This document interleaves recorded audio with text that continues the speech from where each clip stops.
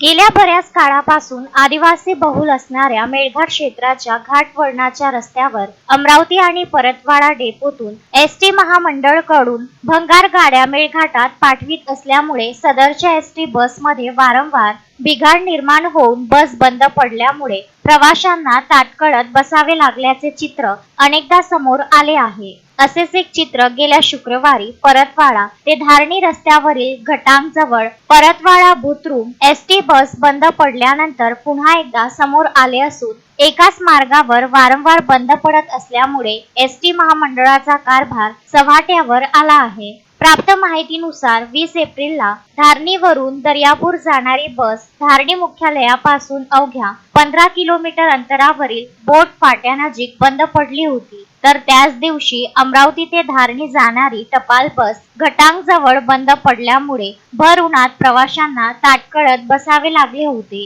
आता एकाच आठवड्यात एसटी महामंडळाची तिसरी बस फेल झाल्यानंतर मेळघाटातील प्रवाशांनी एसटी महामंडळाच्या कारभारावर संताप व्यक्त केला आहे। सायंकाळी परतवाडा ते बुद्रुक घटांग खामला चूरणी जारीदा हत्रू जाणारी एसटी बस क्रमांक MH40N 8924 चा वॉटर टँक फुटल्याने घटांगच्या घाटात बंद पडली। सदर बसमध्ये आदिवासी आश्रम शाळेचे जवळपास 20 विद्यार्थी आपल्या गावाकडे जात होते। मधातच एसटी बस बंद पडल्याने बसमध्ये बसलेल्या विद्यार्थ्यांना भर उन्हात ताटकळत बसावे लागले। एकाच आठवड्यामध्ये तब्बल 3 वेळा एसटी महामंडळाची बस मेळघाटच्या घाटामध्ये बंद पडल्याने एसटी महामंडळाचा कारभार चव्हाट्यावर आला आहे। सनद असो की गेल्या काही काळामध्ये मेळघाटच्या घाटवळणाच्या रस्त्यावर बसचे अपघात झाल्यामुळे मेळघाटात भंगार बस पाठवू नये अशी ओरड स्थानिक लोकप्रतिनिधी आणि इतर समाजसेवींकडून करण्यात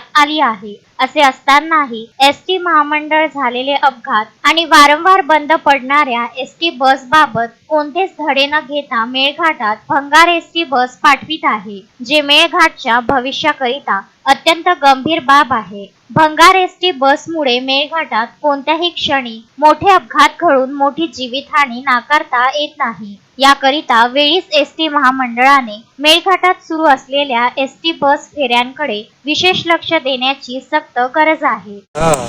परतवाड़ा से बैठे थे। कहाँ जा रहे हो? बुतरून जा रहे। गाड़ी क्या हुआ?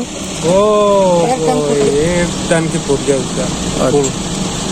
तस्मीन शेख, सुलेमान मेमन, शकील अहमद सह जुगल किशोर जयस्वाल, विदर्भ न्यूज, धारणी।